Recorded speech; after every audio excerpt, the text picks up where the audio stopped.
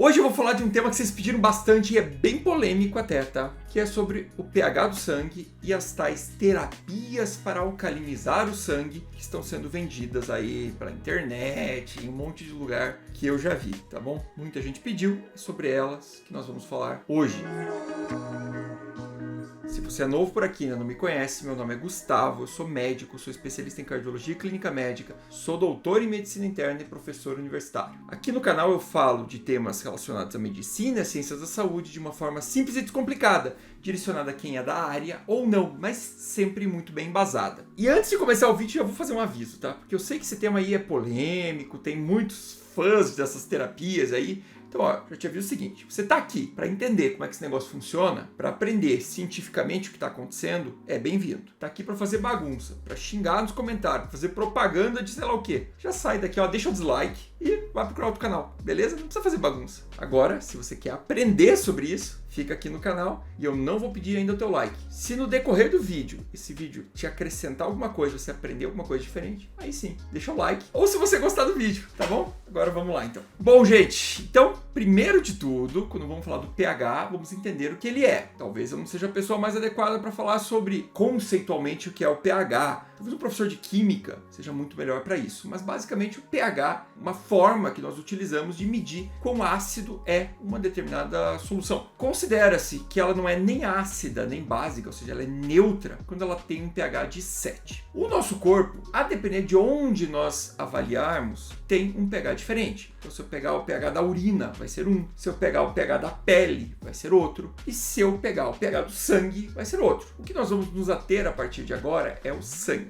Por quê? Porque ele é o mais importante. Não tem nada contra aí a pele, os dermatologistas. É que é dele que dependem todas as reações aí do nosso corpo, tá? Então, qual é o pH normal do sangue? O pH normal do sangue, ele é um pouquinho mais alcalino, né? O neutro seria o 7. O normal do pH do sangue é entre 7,35 e 7,45. Veja que é uma faixa bem estreita. Por que precisa ter essa faixa estreita? Porque o nosso corpo tem uma série de reações bioquímicas que dependem de pH. Então, se o nosso pH sai dessa faixa, essas reações não acontecem e eu tenho doença e, em estados extremos, morte. Por causa disso, o nosso corpo tem uma série de mecanismos de regulação. Então, o tempo todo trabalhando para trazer o pH para essa faixa de normalidade. Porque se você parar para pensar, o tempo todo você come uma substância que está fora desse pH, né? Ou é mais alcalina, ou é mais ácida, altera os gases aqui que você respira, a frequência da tua respiração. Tudo isso iria afetar o pH do sangue. Então, o nosso corpo está ali o tempo todo trabalhando, ó. Fica 7,35, 7,45, fica 7,35, 7,45. Desses mecanismos de regulação, eu vou citar dois que são os principais, tá? Que são os rins e os pulmões. Os rins, como que eles atuam? Falando de uma forma bem simplificada. Basicamente, o rim consegue regular o que ele joga para fora na urina de bicarbonato, que torna o pH mais alcalino, ou de ácidos, que tornam o pH mais ácido. Então imagina uma pessoa que ela está numa situação em que o corpo dela está muito ácido, tá com uma acidose. O que o rim vai fazer? Ele vai reter bicarbonato e jogar ácido fora. No inverso, né, se estiver numa alcalose, ele faz o contrário. Ele joga bicarbonato e retém ácidos. Então basicamente é assim que o rim funciona. O pulmão, ele tem uma resposta mais rápida que o rim. Porque o rim demora, né, um tempo até filtrar, jogar fora. Agora o pulmão é quase imediato. E o pulmão funciona de uma forma um pouquinho diferente. Eu vou colocar esta equação aqui na tela, tá bom? E ela vai ser bem importante para a gente entender isso. Basicamente, o pulmão controla o pH por meio do controle do gás carbônico, que é o CO2. Quando eu aumento muito o CO2, ou seja, eu parei de respirar aqui, ó, começo a reter CO2, o que acontece? Esse CO2 interage com a água e acaba, no fim das contas, produzindo mais ácido. Então, sempre que eu subo o CO2, eu acabo tendo acidose, o pH fica mais ácido. Quando eu lavo CO2, ou seja, quando eu respiro mais rápido e jogo o CO2 fora, eu diminuo o CO2, essa equação se desloca para o outro lado e acaba diminuindo a quantidade de H+. E agora você consegue entender. Eu tenho de um lado da fórmula o CO2, do outro lado o bicarbonato, rim e pulmão. Basicamente é isso. Por isso que eles conseguem equilibrar, tornando o pH idealmente, né, naquela faixa perfeita que é 7,35 a 7,45. Putz, viu como o corpo humano é legal, né? Tá? Se alguém quer saber o nome, essa é a equação de Henderson-Hasselbalch. Bom, entendido isso, tá? E agora, Gustavo, o que acontece se ficar mais ácido ou mais alcalino? Primeiro vamos falar do ácido. Existem condições patológicas em que o nosso corpo pode ficar mais ácido. Vamos imaginar que a pessoa fez lá uma ingestão acidental de salicilato, são ácidos. O que vai acontecer? Ela vai deslocar para lá, o corpo vai começar a tentar trabalhar para trazer esse equilíbrio do pH. Se o corpo não conseguir, o pH vai ficando cada vez mais ácido, até que chega num ponto que pode ser incompatível com a vida. Outro exemplo disso, a cetoacidose diabética, que eu expliquei num vídeo já aqui no canal.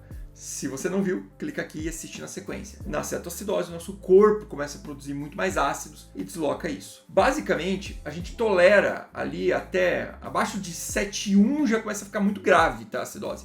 Abaixo de 7, extremamente grave. Abaixo de 6,9 é praticamente incompatível com a vida esse pH. Eu lembro de um paciente que eu tenho assim na cabeça imediatamente, que chegou com pH de 6,8 e sobreviveu. Mas isso não é a regra, tá? Já pro outro lado, para a alcalose, nosso corpo tem uma faixa de trabalho muito menor. pHs ali acima de 7,5, 7,55 já começa a ser incompatível com a vida. Então é bem mais fácil uma pessoa morrer de alcalose do que de acidose. Porém, a maior parte das doenças acabam culminando com a acidose. Por isso que essa faixa aqui ela é maior. Nosso corpo é muito incrível, né? Certo, Gustavo? E aí? Quero saber da tal dieta. Então vamos pensar o seguinte. Da onde vem essa história de repor substâncias alcalinas? Primeiro que nem toda acidose vai adiantar você repor bicarbonato. Porque em muitos casos, quando você repõe bicarbonato, você tem muito ácido, ele interage e vira CO2. E aí precisaria tentar compensar com a respiração. Quando você tem uma acidose por perda de bicarbonato, por exemplo, uma diarreia muito grave, funciona bem repor substâncias alcalinas. Também, e aí sim da onde veio essa história, pacientes que têm problemas renais, que perdem essa capacidade de regulação, acabam retendo mais ácidos e tendem a ter ali um pH mais ácido. Pacientes com doença renal crônica, que o rim já não funciona mais. E daí nesses pacientes, o que costuma acontecer? Como ele está mais ácido, o corpo vai precisar tamponar isso aqui. E o rim não está funcionando. A respiração sozinha não dá conta. O que ele vai fazer? Ele começa, por exemplo, tirar do osso, tirar substâncias alcalinas de outros locais, causando doença óssea, que é a doença mineral óssea, causando alterações musculoesqueléticas e piorando o contexto no longo prazo desse paciente. Por isso que muitos nefrologistas acabam dando lá bicarbonato para o paciente, fazendo aí a reposição de substâncias alcalinas. Mas vindo agora para o contexto de um paciente normal, sem doença, basicamente não existe razão para você dizer que ele vai ter mais saúde fazendo aí uma dieta alcalina, repondo substâncias alcalinas. Por quê? Porque se ele fizer isso, o corpo vai trabalhar ali na equação com os mecanismos de regulação para trazer o pH de volta para 7,35 a 7,45. Se você pegar alguém saudável e injetar bicarbonato numa faixa que a pessoa não morra de alcalose imediatamente, o que vai acontecer? O mecanismo, o rim, o pulmão começa a trabalhar para trazer de volta para a faixa que é a ideal para o teu corpo. Então, se o teu pH já tá bom, não tem sentido você achar que vai fazer alguma coisa para mudar este pH, tá? Bom, da onde vem essa história então? A história volta ali, naquela questão dos doentes renais crônicos. Tem bastante estudo que mostra que o paciente com acidose crônica, quando você traz o pH um pouquinho mais para a normalidade, ele tem esses benefícios ósseos e musculares. Até fui fazer uma pesquisa aqui bem grande na literatura para ver de onde vinha essa história. Não tem nada com base nisso. Quando eu faço uma pesquisa, basicamente o que eu chego é nessa questão do doente renal crônico ou então em sites de pseudociência, tá? Então, não, gente, não é baseado em ciência, não tem evidência científica alguma essa história da alcalinização, tá bom? Pode ser uma teoria que alguém criou, como eu sempre falo aqui no canal. Você tem a teoria que isso funciona? Beleza, desenha um estudo. Vai lá, pega o paciente,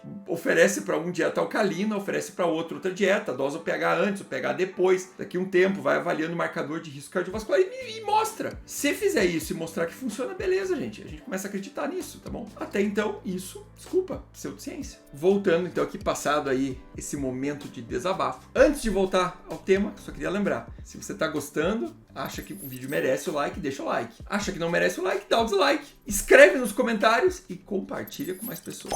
Então, gente, em resumo, nosso sangue tem uma faixa ideal de pH. Saiu dela, nosso corpo não trabalha mais muito bem. Tem benefício eu fazer essas reposições de álcalis? Até tem. Para pacientes com acidose. E, obviamente, acompanhados por um médico especialista. Porque também existem causas de acidose que não vão bem com essa reposição. Então, precisa analisar bem o que é isso, tá bom? Analisar a causa, uma investigação médica e aí sim ver se tem ou não benefício nessa reposição. Para a população saudável, de um modo geral, não existe. Ah, vai viver mais se fizer a dieta alcalina? A princípio nada provou isso, tá? Se você acredita, prova para mim. E Ah, mas eu quero viver mais, Gustavo.